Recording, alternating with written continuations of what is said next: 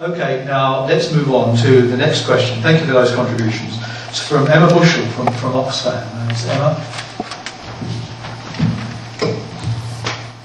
Hi, Emma Bushell. I'm an Oxfam activist. Climate change is affecting the poorest people around the world already, and it will hit them hardest in the future. Does the panel believe that the UK has a responsibility to provide funds for developing countries to adapt to the effects of climate change, curb their own emissions and protect their forests?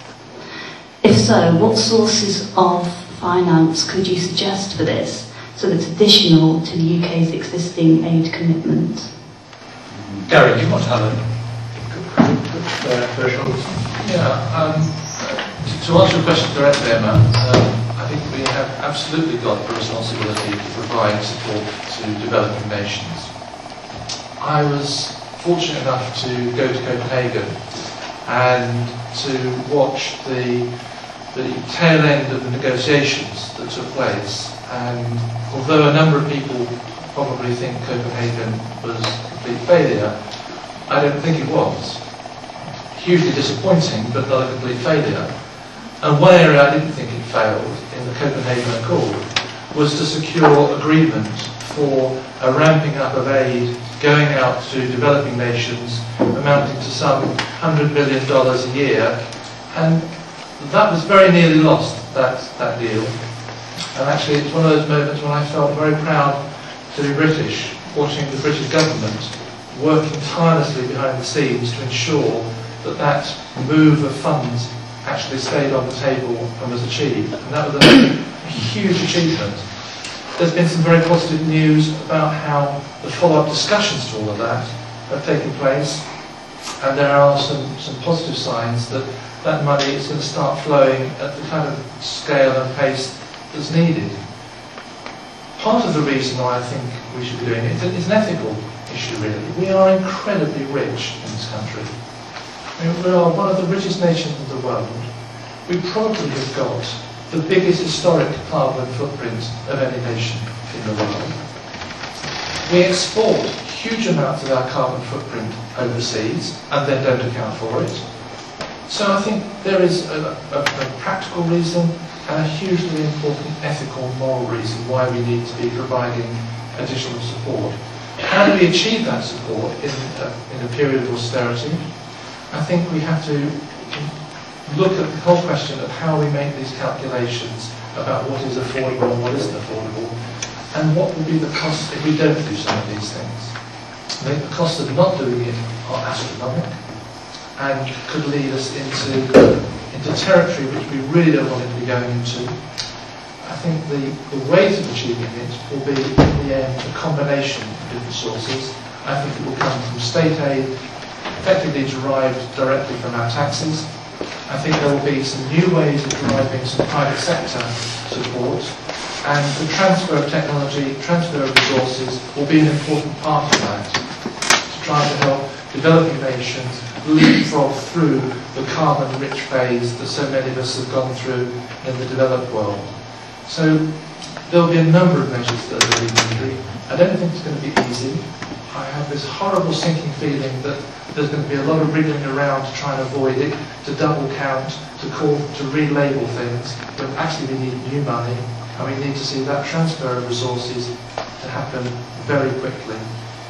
Thank you. Justin? A couple of quick points on this. One of the points I want to pick up on at the moment is often when we spend money on these sorts of things, it makes governments and people feel quite good, but we aren't actually evaluating the true cost. And if we did, for example, as a nation, we are having to spend a lot of money on flood defences.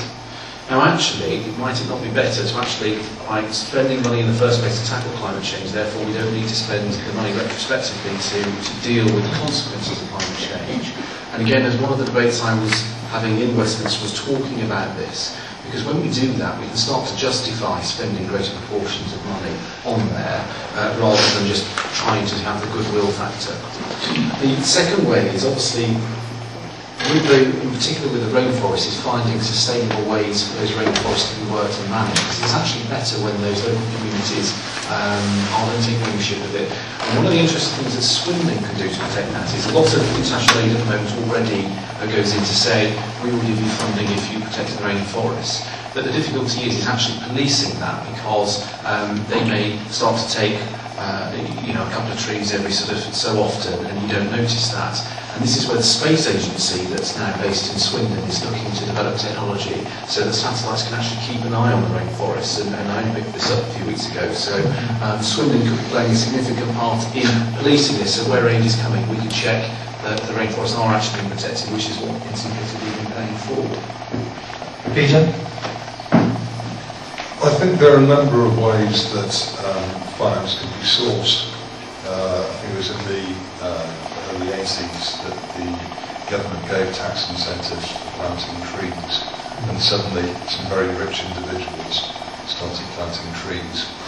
I think if internationally tax incentives were offered not just to individuals but to corporations, to actually look at how globally they can start thinking about how to mitigate what is happening now, but also how to help work with emerging countries or developing countries with taking sustainability forward. If we can help these countries develop in a way that we could only imagine, then actually not only will we be helping things for the future for them, but for ourselves. The last thing we need is another tiger economy, which is pumping pollutants into the seas. What we need to do is work alongside it in partnership. I mean, there's no reason why some huge swathes of empty desert could become international solar power stations, actually very cheaply. It's cheaper to ship a solar panel from China to one of the North African deserts than it is to bring them to the UK.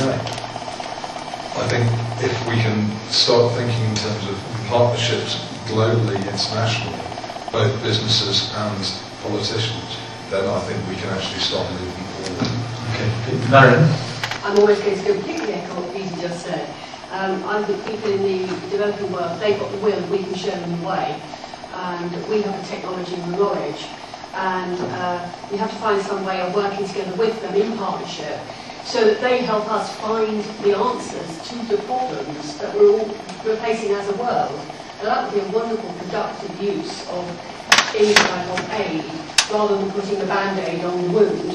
Let's make them part of the solution. That sounds very patronising, but I think I feel quite passionate about this. And I've had some very interesting interviews with people in Africa who have been making solar lamps or solar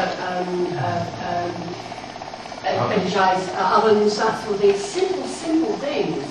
And that sort of will and that sort of skill can be harnessed for everybody to use. So the last thing we want is a world divided into have and not. So that's too dangerous for everybody. Thank you very much. I think it's